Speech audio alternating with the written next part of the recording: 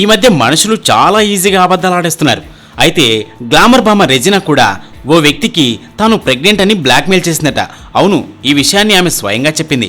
ఇటీవలే ఓ ఇంటర్వ్యూలో రెజినా మాట్లాడుతూ తనకిష్టమైన స్వీట్ ఏదని అడిగితే మిస్టీ దోయి అని చెప్పింది. ఆ మిఠాయి తినడానికి ఓ అనుభవం కూడా చెప్పి మరీ షాక్ ఇచ్చింది ఈ భామ.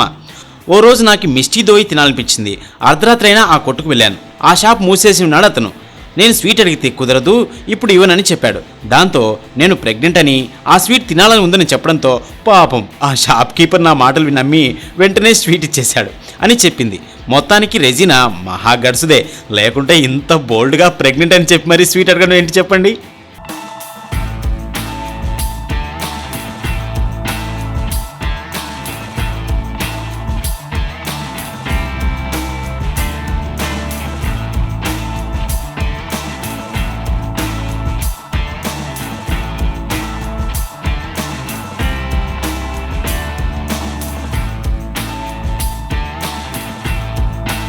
ఈ వీడియోపై మీ విలువైన కామెంట్స్ ని మాతో షేర్ చేసుకోండి. అండ్ ఇంకో విషయం, సబ్స్క్రైబ్ చేయడం మర్చిపోకండి.